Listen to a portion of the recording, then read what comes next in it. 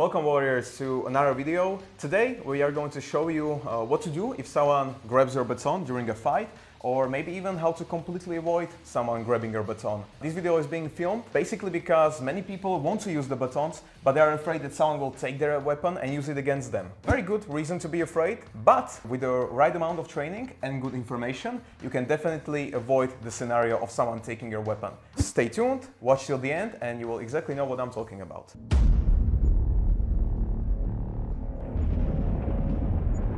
So, what is the context of the situation? Most of the things that happen when it comes to grabbing a baton or attacker grabbing your weapon is not when you are swinging at him. Then it's very hard to catch a weapon. We are not in Steven Seagal movie, we are in reality. So, most of the grabs, when it happens, is when he opens it and then I catch. Why does this happen? We were referring to this in an older video when we were talking about threatening someone. That's the first reason. Go back and watch that video. What to do if someone grabs your baton? Don't let him grab it. That's probably the best thing, right? How we are actually going to do it? Like this. Hey, motherfucker. Okay, maybe again. How am I going to grab the weapon if he has kept it hidden throughout the whole process? I was surprised that there is a weapon and he hit me right away. That's the first point. If you will always use the baton as you should, as that means if you open the baton and you hit right away, there is no time for me as an attacker to grab the weapon. I will probably have to see in the future that he will do it. That's not going to happen. Every single time if you do keep the weapon hidden and you hit as soon as you open baton, there is no way for me to grab it. And then you will avoid the things that you are afraid, someone grabbing your weapon and hitting with it. Because you know how not to let him even grab it. Okay guys, maybe some more context to this one. Why you are carrying a baton? Of course, you want to have a weapon, but the weapon is for reach advantage. So if he would actually keep the distance that he is supposed to keep, there's no way for me actually grabbing the weapon. If I'm here and he keeps the distance, how am I going to reach all the way here and grab it? There's no way. If he's keeping the distance during the fight as well, the same thing. We are going to the first point, train more, and it will not happen. But okay, let's say I didn't keep the distance. I messed something and he truly grabs the baton. What to do? Well, we're going to do something called a crawl technique. It's going to look something like this, maybe in half speed. He opens, I do grab the baton, and now he's going to, with his other hand, catch the top of the baton. He is going to swing his arm over here and hit. Once again, maybe even slower.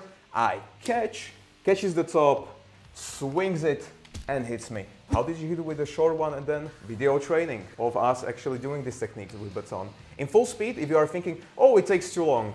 Are you sure? Let's go, full speed. Where's the time for me to actually react? Well, there's none. If you want to practice this technique, those are other videos, maybe even our courses, probably the better, because we actually do train this technique there over 100 times. So we are not going to be able to do it only after watching a video. You actually need to train this. But it's one of the few options that you have when someone grabs your baton. Even with this technique, probably the third one would be let the weapon go and hit him with your hands. Why are you saying this? Well, what do you want to do when he grabs your baton and maybe I'm too strong and I won't let go of the weapon? Or maybe he doesn't have the technique right and you do it bad. You really want to just fight for it endlessly and try to be here while I'm hitting him? Probably not. What you're actually going to do, let's say I do grab the baton, he does the technique, it doesn't work because of the reasons I said, and I'm still holding it. Maybe he tries to crawl, I'm still holding. What is he going to do is let go of the weapon and hit me with his other hand. You do have two hands. If I actually go for the weapon, the chances of me actually only being focused on trying to keep this weapon are very high. If I get surprised with the second hand and he tries hitting me right now, boom! I'm not going to be so focused on taking this weapon and hitting him because I do have to focus on getting hit to the head. I will try the block and that's position for him to take the weapon back. I will hold him for a few seconds and then he'll take it back. In full speed, it's going to look something like this.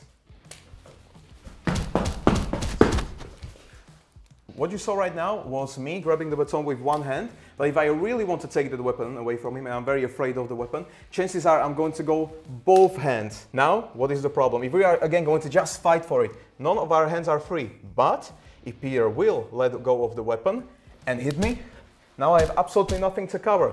Chances are again I'm gonna let go of the weapon because I'm trying to block, and then he can take his weapon back with the crawling technique. Maybe you guys saw some cool techniques on YouTube and you think, I'm definitely going to use that, not the SORUDO way, because that one is way cooler. Well, think again, guys. If something looks very good on videos, there is a big probability that it's not going to work in real life. We saw these techniques that we are about to show you 1,000 times, and have they ever worked? I don't think so, not even once. What are we talking about? Many times, maybe what you saw is people, when they grab their baton, they try something like kicking. And I am going to let go of the weapon because I am too hurt. Think again, this is a real scenario. What's probably going to happen is that you won't even have the time to throw 8 kicks and stop me. I will probably try and push. Maybe once you try kick, I will hit you with a second hand. It's different. Videos and reality. That's why we are always saying it. Keep it real. Keep real the training and the techniques that you are doing. Try doing this with your partner under pressure. I don't think we only show if I catch your telescopic button, you try to kick me. There's the problem here, there's the problem here, even only not the stable position. Yeah, you needed to thinking about what about the stability now. If I try kick him, okay, I probably lose the stability and probably I lose the telescopic button in the same time. If I am a small girl and not 92 kilograms that I am right now and a man, and I'm a small girl, do you actually think like a kick is going to do something to a big man? I don't think so. If you want to try by yourself, if you have a little sister, let her kick you to the leg if it's actually going to do something. So I shouldn't kick. Maybe you are thinking, but I know this cool leverage that I saw in Krav Maga channel. Maybe something like this. I grab, tap, tap, tap. Or what's wrong with this one? Basically everything. First of all, the amount of training to do it under pressure, probably a very long time. Second of all, it takes so long. If I grab the baton, I'm not going to be just waiting. Oh, what is this guy doing? Oh, whoa, this hurts. If he starts doing something, I can let go any moment and strike. Or as he's grabbing it, I am again going to strike. I'm not going to be waiting for him like a dummy to do some leverage. We are humans, we have the instinct, oh it hurts, I'm gonna get my hand out of there. So guys, don't be stupid. Listen to us, not the other systems that you see on YouTube. Much more thinking about the technique, about the reality. What about the knife? What about the other opponents? What about the timing? Really wait for nothing? Probably not. Yeah. It all binds together. What we are going to do in the end, maybe tell you a little bit of a recap. Do not let the other opponent grab your baton with a big strike and quick strike once you open it. Second will be the crawler technique, and if that doesn't work and maybe I'm too strong or he maybe doesn't have the technique right, let go of the weapon, hit him with your second hand because it's not that, like in many other systems.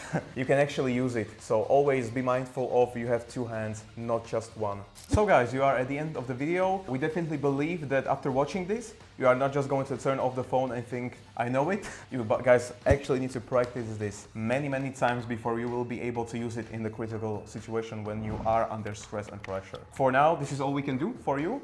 With this video, we want to thank you for finishing the video, watching till the very end. Write if you agree or disagree with us. Maybe write some other techniques that you saw. If you really like this channel, subscribe to it, and as always, share the content for other people so they will not try any of the bullshit techniques that they see on YouTube, but they'll actually be mindful of what we showed you today and use that next time. It's going to probably save their lives. Thank you for watching, and we will see you in the next one. Bye.